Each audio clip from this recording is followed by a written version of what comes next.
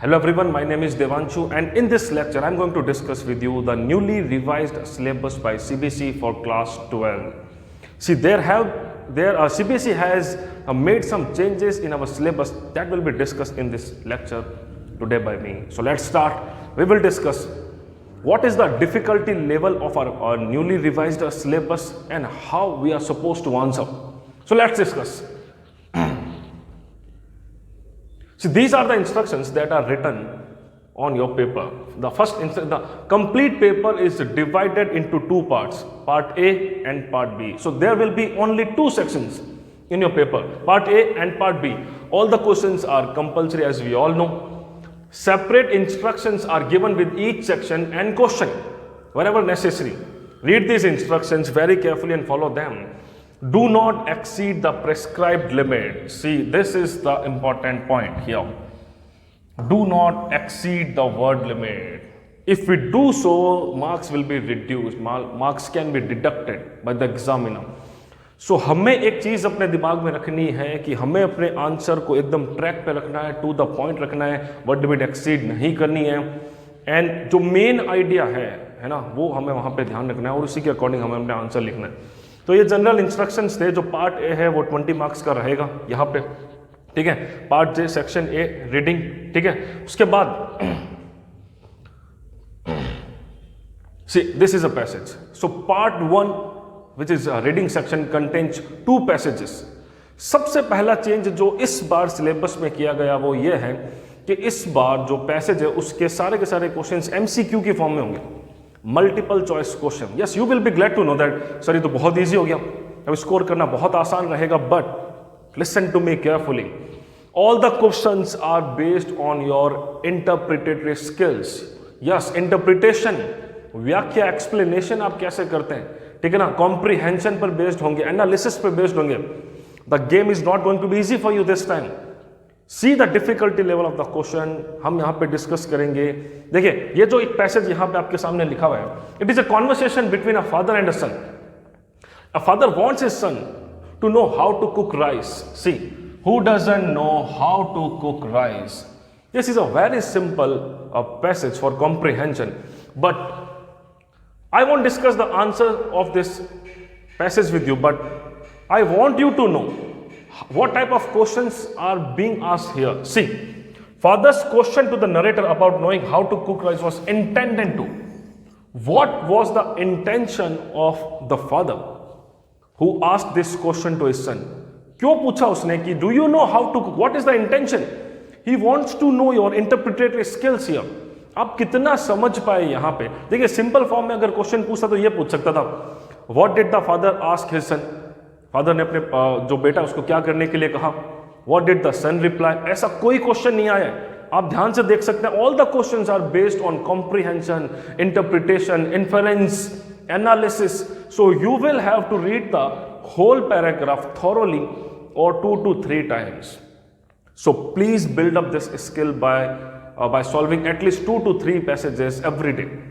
Otherwise बहुत मुश्किल हो जाएगी, क्योंकि आप जरा क्वेश्चन देखिए क्या पूछा हुआ है, ठीक है. तो इंटेंशन क्या था, आंसर हम डिस्कस नहीं करेंगे. हम ये देखेंगे कि क्या क्वेश्चन पूछे जा रहे हैं, कैसे आंसर हमें देना है, क्योंकि ये पैसेज थोड़ी आएगा एग्जाम में, कोई भी आ सकता है. तो what was the intention of the father. Next question आप देखें क्या था. I switched from news to YouTube. Switched from, ठीक है. तो ये आ गया यहाँ पे वोकैब पे क्वेश्चन. सिनोनिम्स और एंटोनिम्स पे भी क्वेश्चन पूछे जाएंगे, तो आपको अपनी वोकैबुलरी भी बिल्डअप करनी होगी. आपको एक वर्ड के सिनोनिम्स, एंटोनिम्स भी लर्न करने होंगे, क्योंकि यहाँ पे देखिए उसने क्या कहा, स्विच्ड फ्रॉम का बेटर ऑप्शन यहाँ पे क्या हो सकता है. तो ये क्वेश्चन का इस पैसेज से लेना देना कुछ नहीं है. आपको ये देखना होगा कि आप इस वर्ड को यूज करना जानते हैं या नहीं जानते हैं. तो आप देखिए टाइप्स ऑफ क्वेश्चन कैसे आ रहे हैं.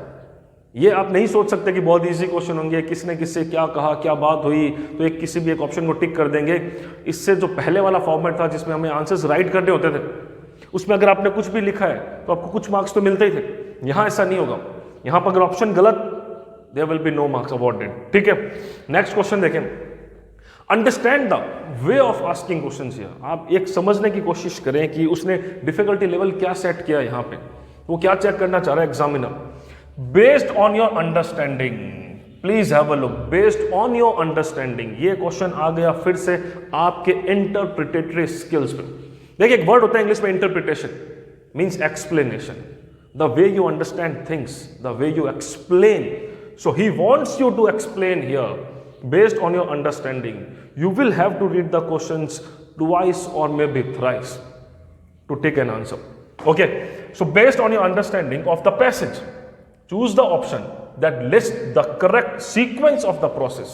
Sequence, यहां पे वो आपकी मेंटल एबिलिटी भी चेक करना चाह रहा है कि जो यहां पे जो नरेटर था उसने सबसे पहले क्या किया, फिर क्या किया, फिर क्या किया। तो इस क्वेश्चन का आंसर देने के लिए आपको इस पैसेज को बहुत ही ध्यान से पढ़ना होगा। देखिए ये एक सैंपल पेपर है जो सीबीएसई ने रिलीज किया है फॉर द सेशन 2021 के लिए। यहां से मैं आपको एक आइडिया देना चाहता हूं कि आपके पेपर का डिफिकल्टी लेवल क्या रहेगा और आपको प्रिपरेशन कैसे करनी है। ये पैसेज थोड़ी आएगा एग्जाम में, ये एक एग्जाम्पल है। आप तो क्वेश्चंस को समझें कि किस टाइप के क्वेश्चंस पूछे जा रहे हैं, क्या बहुत इजी है, बहुत टफ है।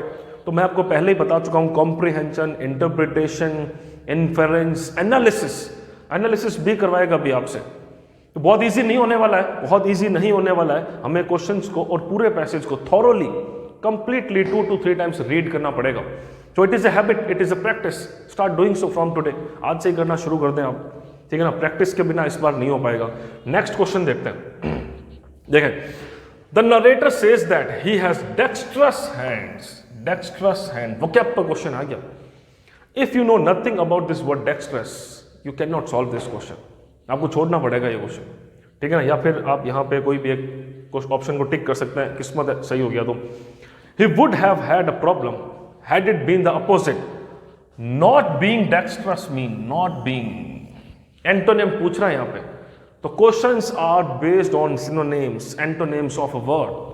वो आपको देखने पड़ेंगे इनमें से क्या ऑप्शन होगा, ठीक है ना। dexterous hands का मतलब होता है very expert hand, निपुण, ठीक है। तो clumsy यहाँ पे आंसर हो जाएगा। मैं फिर कह रहा हूँ, I am not here to discuss with you the answers. I am here to discuss the difficulty and the way of asking questions here.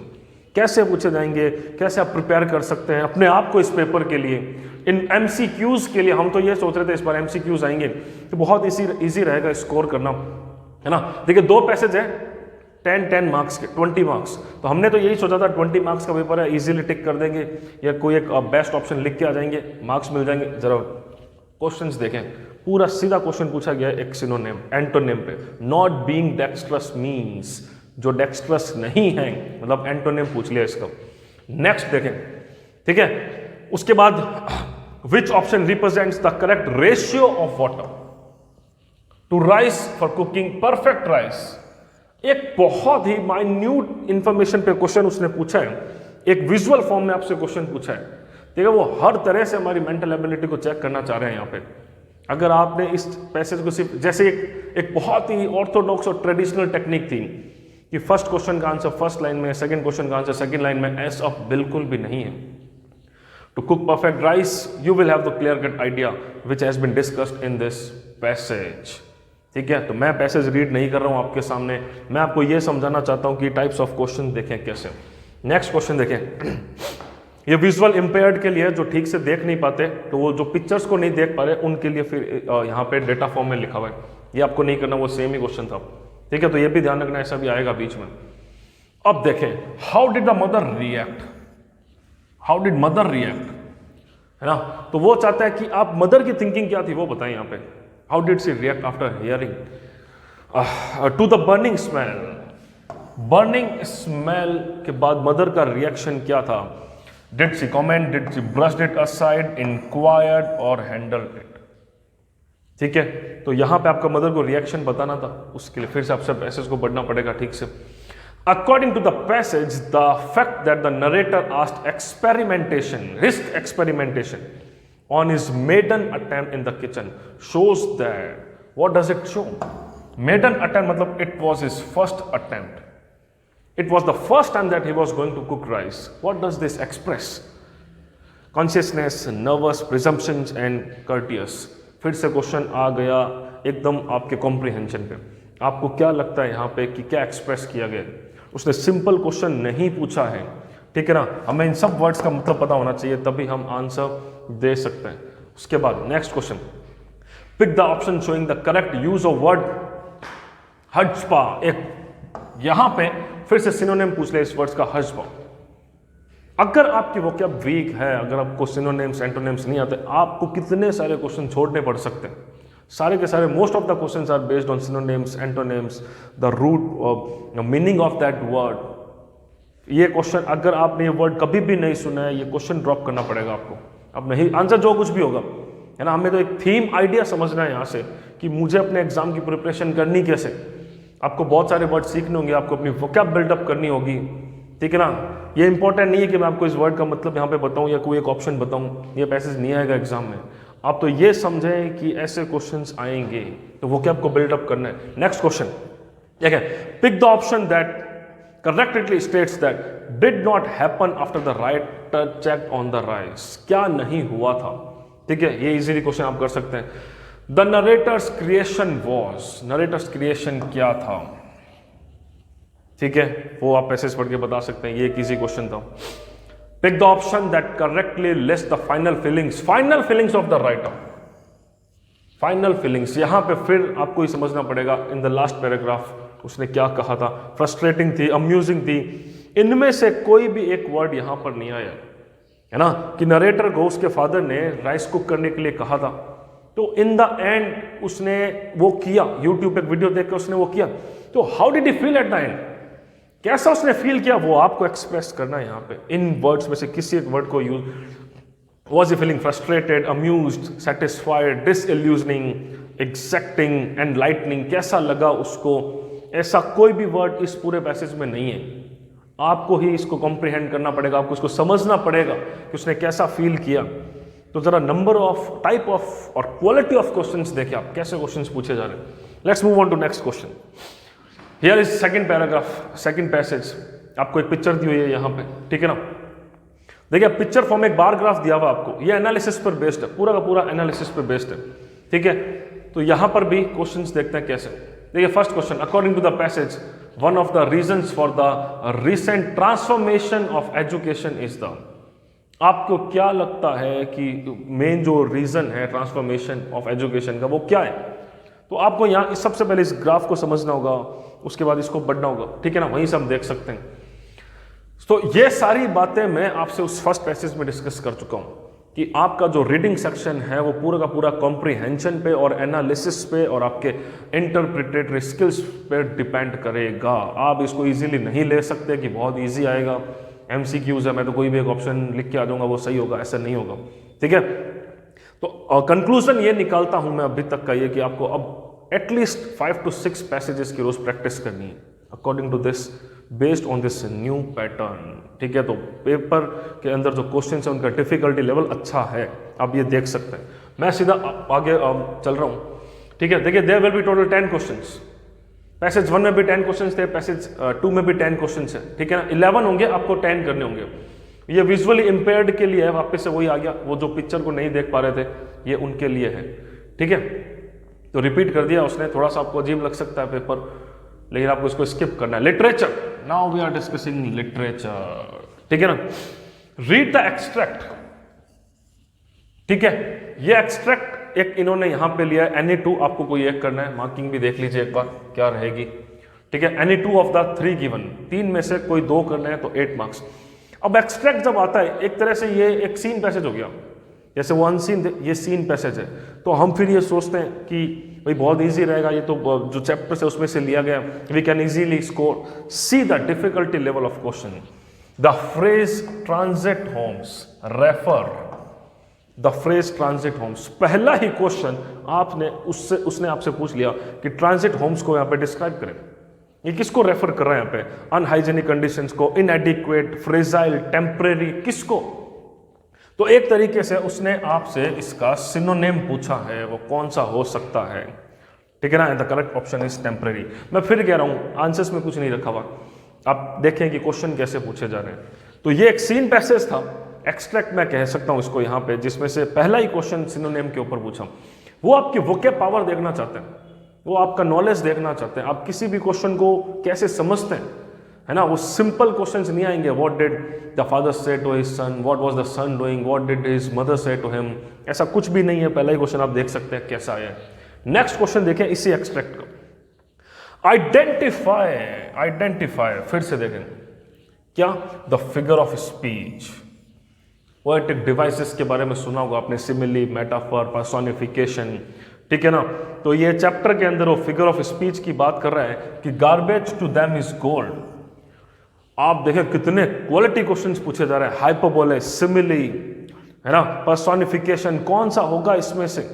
तो ये अगर आप अपनी प्रिपरेशन कर रहे हैं एग्जाम की, you will have to read the chapters thoroughly and very carefully by understanding each and every idea. See, garbage to them is gold. Is garbage gold for them? And if it is so, then why? Explain here by using such figure of speech. Next question. Choose the term which best matches the statement. Food is more important for survival than an identity. फिर से इस line को explain करें। इनमें से कौन सी term है? क्या ये इमॉर्टैलिटी को बता रहा है, इमोरलिटी को बता रहा है, नेसेसिटी को बता रहा है, ऑब्लिगेशन है या एम्बिशन है? क्यों उन्होंने कहा कि आइडेंटिटी से ज़्यादा इंपॉर्टेंट है फूड? मतलब एक लाइन को एक्सप्लेन करने के लिए कह रहे हैं आपको कि आप समझाइए इस स्टेटमेंट का क्या मतलब है, ठीक है ना। लॉस्ट स्प्रिंग वाले चैप्टर में से लिया गया, साहिब वाला जो चैप्टर था वहाँ से उन्होंने ये लाइन ली है। तो आपको एक पूरे फ्रेज को, एक स्टेटमेंट को एक्सप्लेन करने के लिए कह रहे हैं, what is the idea behind this sentence, कि वो उन्होंने ऐसा कहा ही क्यों, that food is more important for survival than an identity.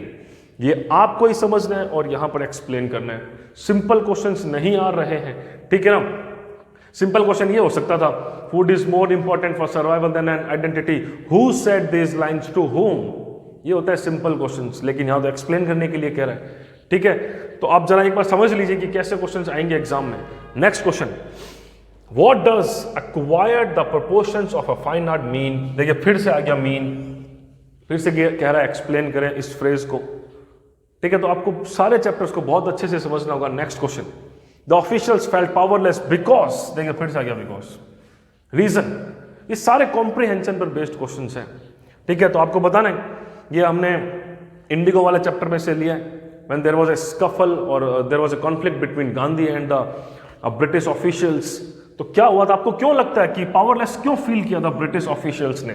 क्या ऑप्शन आपको सही लग रहा है यहाँ पे, ठीक है। ऐसा इनमें से एक भी लाइन यहाँ पे नहीं है, आपको खुद ही समझना होगा कि वो क्या कहना चाह रहे हैं। Next, the demonstrations proved that, the demonstrations ने क्या प्रूव किया? आप बताएं क्या लगता है आपको, क्या प्रूव हुआ उससे, है ना। क्या पॉलिसीज फेल हो गई थी ब्रिटिश ऑफिसर्स की? Dread instilled in the hearts of Indians had begun to lessen. क्या जो भारतीयों के मन में जो डर था वो कम होना शुरू हो गया था? ये जो डेमोन्स्ट्रेशन हुए थे उससे क्या हुआ था? कोर्ट रूम के बाहर जो हुआ था, आपको समझना होगा यहाँ पे कि वो कहना क्या चाह रहा है, ठीक है। नेक्स्ट, विच स्टाइल, देखिए फिर से आ गया विच स्टाइल, फिर से स्टाइल पूछ लिया, ह्यूमरस है, ड्रामेटिक है, सार्केस्टिक है या परसुएसिव है। तो इतना इजी नहीं होने वाला है, ठीक है ना। आपको tone of the chapter, tone of the writer, है ना, पोएटिक डिवाइसेस, इन सब पे काम करना होगा, इन सबको समझना होगा, एक एक लाइन देखनी होगी, ठीक है ना, कि कहां पर क्या हो सकता है। ये भी क्वेश्चन बहुत ही अच्छा पूछा उन्होंने। Apparently the authorities wished to consult their superiors. What style has been used here? Next, Gandhiji's behavior towards the British prior to the proposal of postponement of the trial was that of, क्या था? उन्होंने क्यों उसको ऐसा किया, उन्होंने क्यों accept किया उसको, ठीक है ना। सब के सब कॉम्प्रिहेंशन पर बेस्ड क्वेश्चन है। नेक्स्ट, कोई भी सिंपल क्वेश्चन अभी तक नहीं पूछा है। Choose the option that best demonstrate the relevant traits of जो एंड जैक, ठीक है, रिस्पेक्टिवली बेस्ड ऑन द, अब देखिए दैट बेस्ट डेमोन्स्ट्रेट जो बताता है, ट्रेट मतलब होता है कैरेक्टरिस्टिक्स, उन पर बात आ गई। क्या वो क्यूरियस है, इरिटेबल है, पेशेंट है, इरिटेबल है, क्यूरियस या लिथार्जिक है? फिर से आपको एक, आपके सामने एक पैसेज है और उसको समझना होगा। उनके कैरेक्टर पर क्वेश्चन पूछा जा रहा है, ठीक है ना। जो एंड जैक रिस्पेक्टिवली जो डेमोन्स्ट्रेट करता है उनके कैरेक्टर को। अब कौन, क्या जो बहुत क्यूरियस थी स्कंक की स्टोरी को लेके, क्या वो बहुत इरिटेबल महसूस कर रही थी? पहले जो और जैक, ठीक है ना। तो इस पूरे पैराग्राफ को पढ़ने के बाद में आपको एक करेक्ट ऑप्शन टिक करना है। कोई सिंपल क्वेश्चन नहीं है कि किसने किसको कहानी सुनाई, जो ने अपने फादर को क्या कहा, जैक ने कैसे रिस्पॉन्ड किया। क्वेश्चन तो कैरेक्टर पर आ रहे हैं। नेक्स्ट, जो was starting to first with her hands, this means that जो वॉज, दिस मीन्स, फिर से मीनिंग पूछ लिया आपसे, इसका क्या मतलब है? क्या वो he started feeling anxious, he was getting restless, feeling lazy, fighting sleep, क्या लग रहा है आपको, क्यों ऐसा हुआ था? नेक्स्ट क्वेश्चन, जो what indicated what she was feeling, pick the option that correctly states this feelings, feelings को एक्सप्रेस करने के लिए फिर क्वेश्चन पूछ लिया, ठीक है। Next, mommy says well of all the nerve, this reveals her, फिर पूछा ये क्या रिवील करता है, क्या बताता है उसके बारे में, अप्रूवल है, प्लेजर है, बिट्रेयल है, शॉक है? कोई सिंपल क्वेश्चन नहीं है, सारे के सारे कॉम्प्रिहेंशन बेस्ड क्वेश्चन है। व्हाट डज द एक्सप्रेशन सार क्रीम वॉल, देखिए फिर से आ गया, आपको ये एक्सप्रेशन बताने के लिए कह रहे हैं कि ये जो एक्सप्रेशन है सार क्रीम वॉल्स, इसको एक्सप्रेस करें। ये हमारी पोयम में से आ गया, एलिमेंट्री स्कूल इन इस्लाम, ठीक है। तो क्या लग रहा है आपको, डिस्प्ले ऑफ डोनेटेड आर्टिफैक्ट्स, या फिर badly maintain wall, wall to wall furniture, a poor choice of paint? Better option आपको टिक करना है यहाँ पे कि इनमें से कौन सा। तो एक फ्रेज को, एक एक्सप्रेशन को एक्सप्रेस करने के लिए बोल देगा, तो हमें पोएम्स को बहुत ही ध्यान से पढ़ना है, ठीक है ना। Next question is the map of the world in the classroom symbolizes, what does the map symbolize? फिर से वो एक्सप्लेन करना है यहाँ पे, hopes and aspirations of the children. Answer is not important, the quality of the questions are important here, what kind of questions are being questioned here. Next, the expression, देखो फिर आ गया एक्सप्रेशन। आपको बच्चों एक बात समझ में आ गई होगी, एक्सप्रेशन एक्सप्रेस करें, रिवील करें, इसको एक्सप्लेन करें, most of the questions based on such expressions, ठीक है। Shakespeare's head is an example of, जो शेक्सपियर का हेड जो क्लासरूम के अंदर एक पिक्चर लगी हुई थी, वो यहाँ पे किसको एक्सप्रेस कर रहा है? वो क्या व्यंग्य है, वो क्या पैरोडी है, क्या आयरनी है, ठीक है ना। तो वो तो आपने पोएम रीड की, आपको पता होगा किस कंडीशन में उनकी क्लास कंडक्ट की जा रही थी और उनको दिखाया क्या जा रहा है, a famous literature Shakespeare which was not relevant in their condition. They were sitting in a dirty classroom where they were not been provided any sort of instrument that they can get education। तो यहाँ पर तो irony हुआ ना, ठीक है। तो वो तो आपको खुद समझना होगा, ये क्वेश्चन थोड़ी आएगा, कोई भी क्वेश्चन आ सकता है, किसी भी चैप्टर से, किसी भी पोएम से आ सकता है। In the extract future is painted with the fog, suggest, फिर से वही क्वेश्चन। Next, we have imagine for the mighty dad, ये पोएम आ गई, ठीक है ना। वहां से एक क्वेश्चन पूछा इन्होंने, the phrase immortal drink refers to, फिर आ गया रेफर, ये किसको रेफर कर रहा है यहाँ पे? ब्लेसिंग्स को, टीचिंग्स को, लाइफ गिविंग फोर्स को, द ब्यूटी ऑफ हेवन, ठीक है। All lovely tales evoke the feeling of, क्या बताता है यहाँ पे ऑल लवली टेल? क्या वो ये जब बात बोल रहा है कि ऑल लवली टेल, तो क्या वो सैडनेस को फील कर रहा है, या फिर ओनली नॉस्टैल्जिया? नॉस्टैल्जिया मतलब वो पुरानी बातों को याद करना, है ना। तो वो दुखी भी हो रहे हैं और पुरानी बातों को याद भी कर रहे हैं। नेक्स्ट, राइम स्कीम, इस पे तो हम स्टार मार्क करेंगे। while understanding, while going through your poems, you will have to have a clear cut idea in your mind about the rhyme scheme of that poem.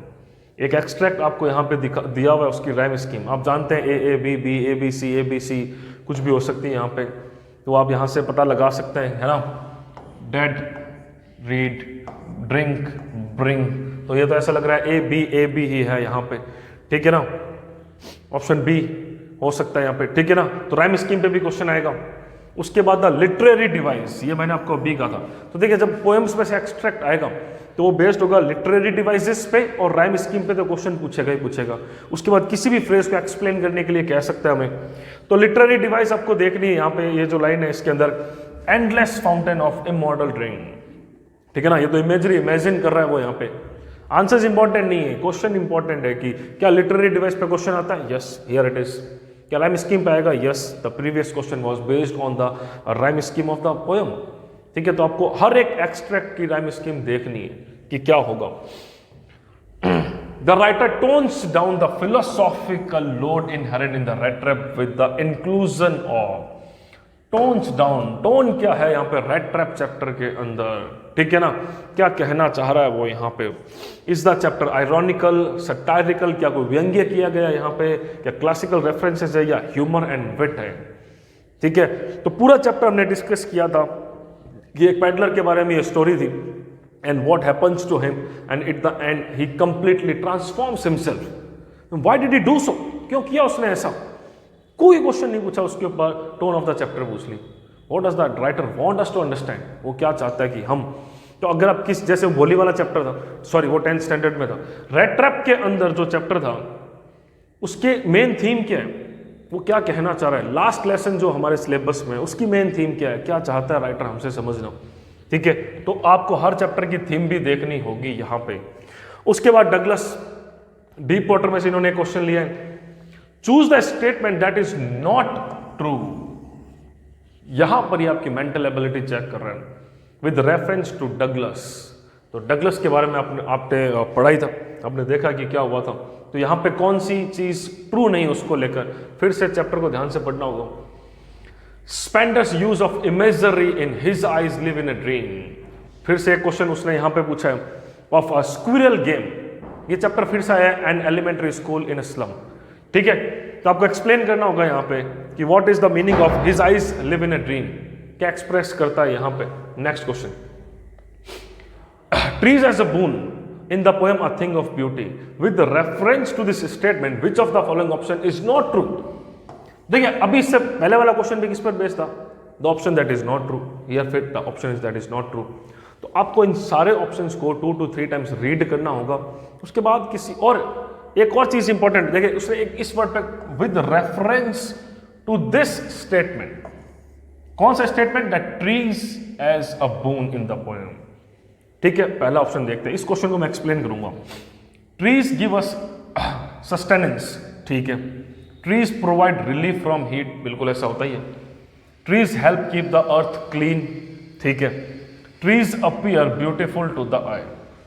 All the options are correct, all the options are correct. तो क्या करें, ये तो कह रहे हैं कि इसमें से एक ऑप्शन जो ट्रू नहीं है उसको टिक करें. क्या लग रहा है आपको? All the options are similar, all the options are true, but क्या कहा था मैंने, with reference to this statement, with reference to this statement this option is incorrect. तो आप हमारा मतलब जो सही ऑप्शन होगा वो यही होगा. इस पोयम के अंदर कहीं पे भी ये एक्सप्रेस नहीं किया गया कि that trees provide relief from heat, है ना. यहाँ पे एक ब्यूटीफुल सीन की बात हुई थी इस पोयम के अंदर, अ थिंग ऑफ ब्यूटी के अंदर, है ना. तो ये ऑप्शन सही नहीं है. अगर आपने क्वेश्चन को ठीक से नहीं पढ़ा, आप ऑप्शन ही नहीं टिक कर पाएंगे, आप कोई ऑप्शन लिख ही नहीं पाएंगे जब तक आपने वो नहीं पढ़ा with reference to this statement. Next, concluding his last lesson by writing vive la France. बहुत ही important. The teacher M Hamel wrote vive la France on the board in the end. क्या एक्सप्रेस करता है ये? Question पढ़ने से पहले मैं जानता हूं वो यही पूछेगा.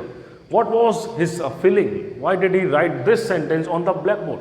क्यों लिखा उन्होंने ऐसा? और देखिए वही पूछा, on the black board showed shows that M. Hamel की फीलिंग्स को एक्सप्रेस करना है यहाँ पे. What was he thinking at the time of writing this line on the board? वो क्या सोच रहे थे? अब ये एक्सप्रेशन कहीं भी चैप्टर के लास्ट पे नहीं आया. आपको चैप्टर के लास्ट में सिर्फ ये पढ़ाया गया था कि M. Hamel जाते समय कुछ बोल नहीं पाए. His throat choked, he was unable to speak, so he wrote this line on the board. What does this express? बताइए. फिर क्वेश्चन पूछ लिया. आपको हर चैप्टर को, हर एक्सप्रेशन को समझना होगा, उसके बाद ही आप यहाँ किसी ऑप्शन को, किसी आंसर को टिक कर सकते हैं. मेरे हिसाब से इन्होंने इस बार सिलेबस को और जो चेंज किया है, डिफिकल्टी लेवल को बहुत अच्छा कर दिया है. इस बार इतना इजी नहीं रहेगा. अगर एमसीक्यूज है फिर भी आप डिफिकल्टी लेवल देखें क्या रह रहा है क्वेश्चंस का. Next, Rajkumar Shukla's efforts resulted in Gandhi's fight for the farmers' cause. This showcase that he was. Rajkumar Shukla के कैरेक्टर पर क्वेश्चन पूछ लिया आपसे कि क्या लगता आपको वो कैसा इंसान था. क्या वो मेटिकुलस था और बहुत ही काइंड था, सिंसियर या क्यूरियस था, एंटरप्राइजिंग और परसिस्टेंट था, because he did not leave Gandhi side until he was ready to go with him to his village. तो पता चलता है. अब अगर आपको परसिस्टेंट वर्ड का मतलब नहीं पता, आपको कंजेनियल वर्ड का मतलब नहीं पता, आपको मान लीजिए मेटिकुलस वर्ड का मतलब नहीं पता, will you be able to answer? No, you will have to leave, you will have to move on. So complete paper is based on your vocabulary, your interpretation, your comprehension. मैं शुरुआत से आपको एक बात बोल रहा हूँ, लेकिन अपने vocab को बिल्डअप करें, अपने comprehension को strong करें, तभी आप आंसर दे पाएंगे, है ना. किसी भी चैप्टर में देखिए जितने भी कैरेक्टर हैं, आप उनके कैरेक्टर को समझना होगा. वो क्या कहना चाह रहा है, what type of character is that person, कैसा इंसान है वो। और उसी पे देख ले राजकुमार शुक्ला ने क्वेश्चन पूछ लिया हमसे कि वो बहुत ही परसिस्टेंट था, ठीक है ना, और एंटरप्राइजिंग मतलब साहसी, ब्रेव, ठीक है ना। Next question, it is clear that the speaker in on Jennifer's tiger has an attitude of, वाह, ये देखें एटीट्यूड पूछा है स्पीकर का, सिंपैथी, ठीक है ना, सिंपैथेटिक एटीट्यूड। तो फिर से कैरेक्टर पे क्वेश्चन आ गया। Next, keeping quiet uses fisherman to symbolise man's. इस पोएम के अंदर तो फिशरमैन को क्या सिंबलाइज करने के लिए यूज किया गया है, पोएम के अंदर कहीं डिस्कस नहीं किया था हमने, आपको तो पता नहीं होगा, है ना। That they will stop harming their hands, एक लाइन आई थी वहां पे, या अगर they will stop doing anything for a moment even, they won't harm themselves, है ना, they will look at their hands that are hurt. तो यहाँ पे तो लिमिटलेस एक्सप्लॉयटेशन की बात हो रही है, जो नेचुरल रिसोर्सेज को वो पहुंचा रहे हैं, they will stop doing so.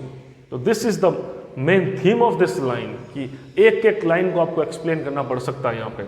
Next, sahibs discarded and worn out tennis shoes are, what does this express, कि साहब ने फटे हुए जूते पहने हुए, आप इससे क्या समझते हैं, क्या आपको लगता है ये एक इंडिकेशन है टू प्रोक्योर डिफरेंट वंस, कि वो इंडिकेट करना चाहता है कि मैं अब दूसरे जूते लेकर आऊंगा, अ ड्रीम कम ट्रू, क्या सपना सच हो गया, बिल्कुल, ये तो चैप्टर में लाइन आई थी, फिर से एक्सप्रेस करना आपको, ठीक है ना। नेक्स्ट देखिए, इसी तरीके से सारे यहाँ पे क्वेश्चंस पूछे गए, 10 यहाँ पे MCQs थे, जहां पे आपको 80 अटेम्प्ट करने हैं, वो क्वेश्चंस यहाँ पे थे। Let's move on to next section part B. Yes, this section contains, यहाँ पे जो क्वेश्चंस पूछे गए हमसे, देखिए सबसे पहला क्वेश्चन आया advertisement, composition, and the second one is on notice, and these questions carry 3 marks, 1 + 1 + 1, 1 mark for format, 1 mark for content, and 1 for expression, your grammatical accuracy. You must have a clear cut idea about the format, है ना। यहां पर score करना है तो आपको format के बारे में पता होना चाहिए, ठीक है। देखिए, जब हम एडवर्टीजमेंट की बात कर रहे हैं तो सबसे पहले आपको यह समझना होगा कि है किस बारे में।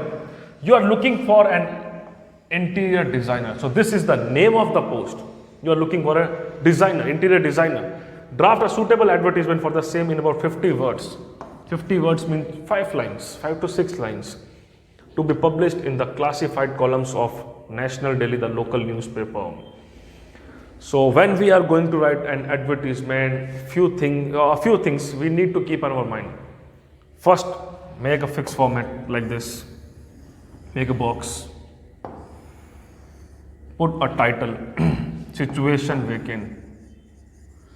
ठीक है, सबसे पहले आपको ये लिखना होगा कि ये किस हेडिंग में है, सिचुएशन वेकेंट। उसके बाद आपको यहाँ पे बताना होगा number of post, name of post, number of post, gender identify करना। देखिए यहाँ पे एक बहुत इंपॉर्टेंट चीज है, अ cafe run by women only, a cafe run only by women, so the required candidate must be a woman, क्योंकि ये जो कैफे है वो सिर्फ महिलाओं के लिए है। तो यहां पे आपको जेंडर ऑफ द कैंडिडेट भी डिस्क्राइब करना पड़ेगा। उसके बाद नंबर ऑफ पोस्ट कितनी है, यहां पे क्लियरली लिखा हुआ है n, you require only a single candidate for this purpose, ठीक है। उसके बाद एक्सपीरियंस रिक्वायर्ड क्या होगा, expected salary and how to apply, mode of applying क्या रहेगा, वो सब आपको यहाँ पे बताना होगा कि कितनी पोस्ट है, कितने क्वालिफिकेशन रह सकता है, क्या एक्सपीरियंस रहेगा, तो फॉर्मेट पे बेस्ड है, ठीक है। उसके बाद अगर मैं बात करूँ नोटिस की, आप दोनों में से कोई एक क्वेश्चन अटेंड कर सकते हैं। देखिए यहाँ पे चॉइस रहेगी, अगर आपको लगता है ये तो ये, नहीं तो फिर ये। नोटिस का मीन्स होता है to inform in advance about an upcoming event. तो 3 बातें तो आपको बतानी है, क्या है, कब है और कहाँ पे, व्हाट, व्हेन एंड वेयर। और उसके बाद आप एक रिक्वेस्ट कर सकते हैं लास्ट में। देखिए ये जो नोटिस है ना, ये किसके ऊपर है, organise a workshop to raise awareness of the importance of mental health, ठीक है। तो एक वर्कशॉप ऑर्गेनाइज करवानी है to improve students mental health, है ना। तो हम यहां पर इस नोटिस के लास्ट में उन्हें बेनिफिट्स बता सकते हैं। Benefits of attending this workshop क्या है, why do they require to attend this workshop, and in the end you can request them to attend this workshop. है ना। तो सबसे पहले आपको नोटिस के अंदर फिर से यहाँ पे मैं बता देता हूँ, आपको एक फॉर्मेट बनाना है, नेम ऑफ ऑर्गेनाइजेशन, यहाँ पे फिर डेट, द वर्ड नोटिस, फिर हेडिंग, ठीक है। वो सब हम यहाँ पे फॉर्मेट के भी मार्क्स होते हैं, आपको ध्यान रखना है 111, और ग्रामेटिकल एक्यूरेसी तो है ही। उसके बाद आगे चलते हैं।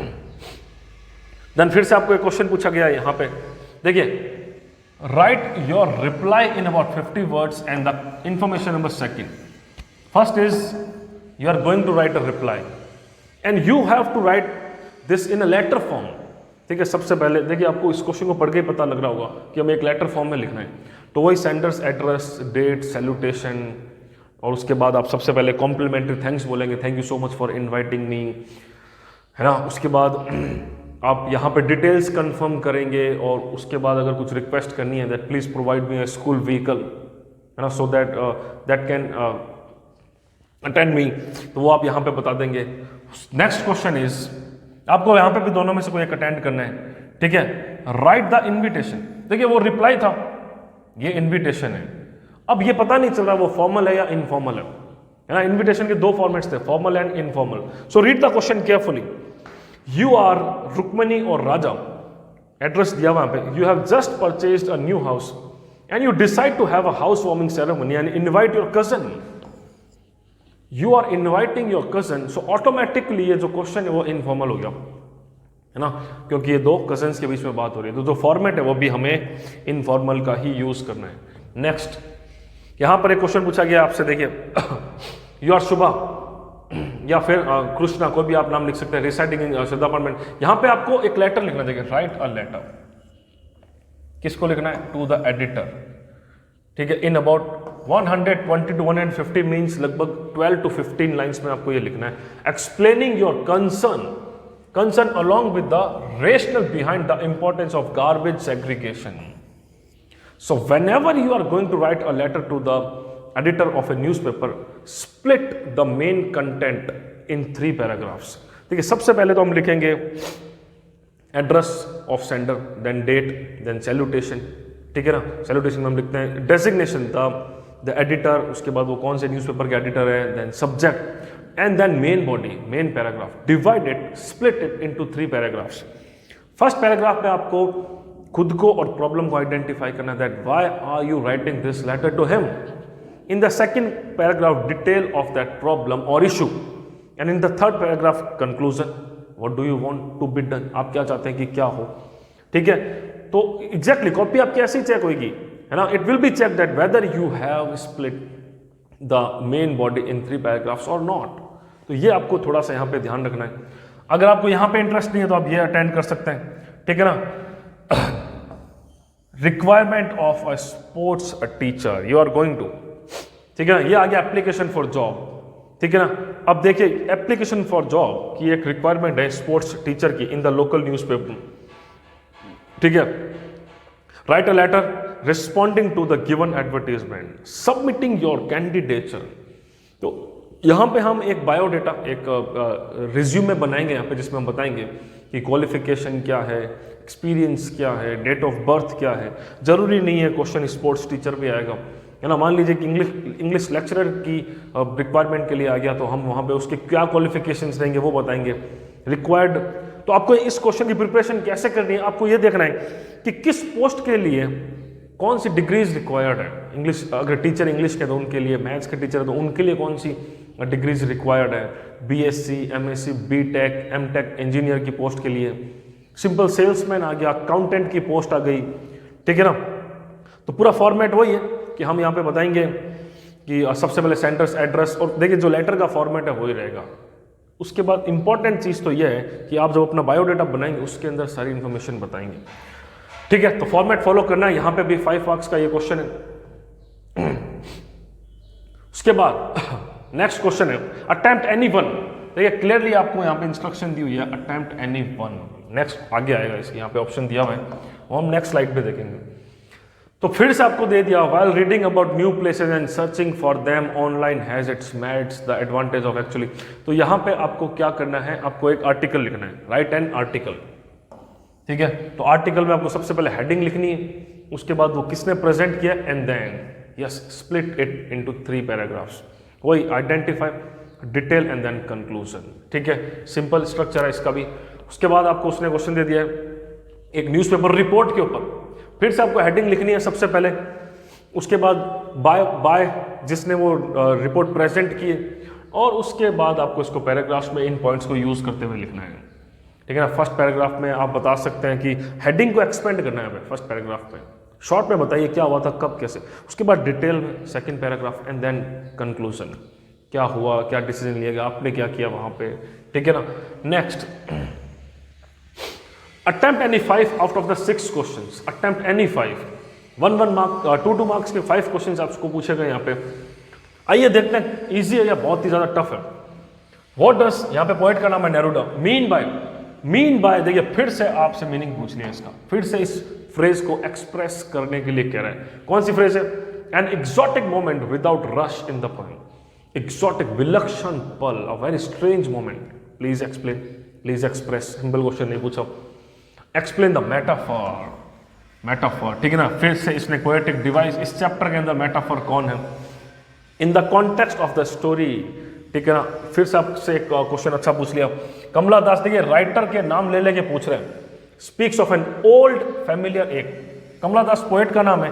ठीक है ना, माई मदर एट 66 से ये क्वेश्चन लिया गया है, ओल्ड फैमिलियर एक। तो जितने भी पोएम्स के अंदर एक्सप्रेशंस हैं, ठीक है ना, उनको प्रिपेयर करना है क्योंकि उन पे क्वेश्चन आएंगे। सिंपल क्वेश्चन नहीं है that what was the writer heading for, है ना, who was sitting with her, कौन उसके साथ बैठा था, व्हाट डिड सी सी, क्या उन्होंने देखा, व्हाट डिड सी ऑब्जर्व, ऐसा कोई क्वेश्चन नहीं आया। सिंपल आपको एक फ्रेज एक्सप्लेन करने के लिए बोल दिया। Comment on the significance of the villagers sitting at the back, means why were the villagers sitting at the back in M Hamel's classroom, क्यों बैठे थे वो वहां पे, what was the purpose of them sitting there. ठीक है, little has, देखिए फिर से एक लाइन को एक्सप्लेन करने के लिए बोल दिया, little has moved with time it seems, explain क्या कहना चाह रहे हैं। How does the poet use the image of, फिर से यहां पर एक फ्रेज को एक्सप्लेन करने के लिए बोल दिया कि एक्सप्रेस करें, एक्सप्लेन करें। फिंगर्स फ्लटरिंग थ्रू द वूल, उंगलियां कांप रही थी, क्यों ऐसा हो रहा था, because she was terrifying inside, उनको बहुत डर लग रहा था, है ना। उनकी जो मैरिड लाइफ थी वो आंट जेनिफर की, वो एक फेलियर थी, she was unable to express her feelings. तो यहाँ पे हमें ये पूरा बताना पड़ेगा। तो देखिए कितने क्वेश्चन थे, 1 2 3 4 5 और 6 के 6 क्वेश्चन में एक सिंपल क्वेश्चन ये पूछा था बस, बाकी सारे किसी न किसी फ्रेज को एक्सप्रेस करने के लिए कह रहे हैं। नेक्स्ट चलते हैं, अटेम्प्ट एनी 2। ठीक है ना, there are 3 questions on the screen and we have taught and only 2। तो first question is write the answer in 30 to 40 means do not exceed word limit, you have to keep your answer below 5 lines, 3 to 4 तक आप लिख सकते हैं।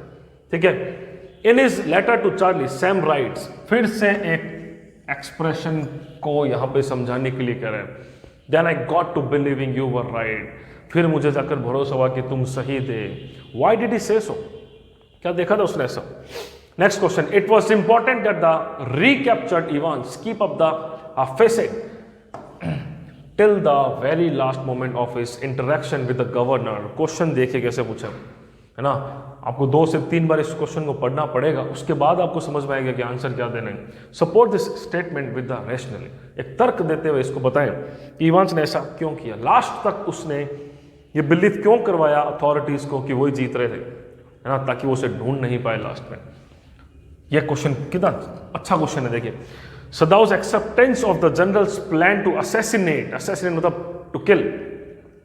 तो simple question है लेकिन इतना घुमा के पूछा इन्होंने दैट देखिए सदाउ ने 2 चीजें की थी, उसने being a doctor he saved his patients life, but being a patriotic person he narrated the whole story to the general that yes I have a war of prisoner at my home. उसने सारी बात बता दी थी। Why did he do so, substantiate with reasons, बताइए उसने ये दोनों चीजें क्यों की। तो यहां पे उसने आपसे एक्सप्रेशन पूछ ले, क्यों किया उसने ऐसा, what was going inside in his mind, वो आपको बताना पड़ेगा यहाँ पे। Next, attempt any 5 marks question, है ना, there will be 2 long answer type question from both the books, one from Vistas and one from Flamingo. Let's discuss the story deep water talks about Douglas attempts to overcome his fear of water. Yes, हम सब जानते हैं कि Douglas ने क्या किया था अपने जो फियर ऑफ वाटर का जो डर था उसको ओवरकम करने के लिए क्या किया उसने। The story can also be viewed as a figurative manifestation of life's many challenges. He wants you to express your life experience, कि आप अपने आप को डगलस की जगह रखकर, फिगरेटिव मैनिफेस्टेशन मतलब आप ये इमेजिन करें कि जैसे डगलस ने ट्राई किया था, ही नेवर गिव अप, है ना। तो आपके साथ कभी ऐसा हुआ है क्या? आप अपनी लाइफ के किसी चैलेंज के बारे में यहाँ पे बताइए, उसको डगलस के साथ कनेक्ट करते हुए फिर से सारा आंसर वो आपसे लिखवा रहे हैं, ठीक है ना। कोई सिंपल रटा रटाया आंसर हम नहीं लिख सकते यहाँ पे कि मैंने कुछ आंसर रट लिए, मैं वो लिख देता हूँ कि डगलस ने क्या किया था, है ना, व्हेन ही और नियरली लॉस्ट हिज लाइफ, क्या किया उसने, ऐसा कुछ क्वेश्चन नहीं आया। How does the story rat trap highlight the importance of community over isolation? Importance of community over isolation. If you are unable to understand this question, you will have to leave it, छोड़ना पड़ेगा आपको, ठीक है ना। Main theme क्या है यहाँ पे कि जब तक वो अकेला रहता था, आइसोलेशन मतलब अकेला, है ना, वो दुनिया के बारे में बुरा ही सोचता था, लेकिन जब वो एडला विलियमसन के कॉन्टेक्ट में आया, ही ट्रांसफॉर्म्ड हिमसेल्फ। वही आंसर होगा यहाँ पे। उसके बाद मिस्टर लैम एंड डेरिक, ये सिंपल क्वेश्चन है कि मिस्टर लैम ने डेरिक के बिहेवियर को कैसे चेंज किया, ठीक है ना, वही क्वेश्चन यहाँ पे पूछा गया है ना। कैसे दोस्ती की उसके साथ में, अगर ये नहीं तो फिर आप ये ले सकते हैं। With respect to the events in the story, should wizard hit mommy? Theme question पूछा है because the story ends with a question mark, कि जो मदर ने किया वो सही था या गलत था, है ना, कि मदर को विजार्ड को मारना चाहिए था या नहीं। राइटर ने इस क्वेश्चन को ओपन डिबेट के लिए रखा हमारे सामने कि अब आप बताइए सही किया या गलत किया। वही थीम क्वेश्चन सीधा सीधा यहाँ पे पूछा है। ये नहीं पूछा justify your choice, what do you think, आपको क्या लगता है ना, कि जो मदर ने किया वो सही था या गलत था। आप अपना यहाँ पे व्यूज बताएं, है ना, इन योर ओन लैंग्वेज, आप बताएं क्या किया। तो पेपर का लेवल बहुत ही अच्छा सेट किया हुआ है। यहाँ पे इतना आसान नहीं होने वाला है। आपको हर चैप्टर को थॉरोली और केयरफुली रीड करना होगा, हर चैप्टर की थीम को समझना होगा, हर पोएम की थीम को समझना होगा, एक एक फ्रेज को, उसका क्या एक्सप्रेशन है वो देखना होगा। बिल्कुल भी ये बात अपने दिमाग में नहीं रखें कि इस बार MCQs आएंगे तो बहुत आसान रहेगा हमारे लिए। तो पेपर का डिफिकल्टी लेवल आप देख ही चुके हैं और आपको समझ में आ चुका है कि अब प्रिपरेशन कैसे करना है, ठीक है।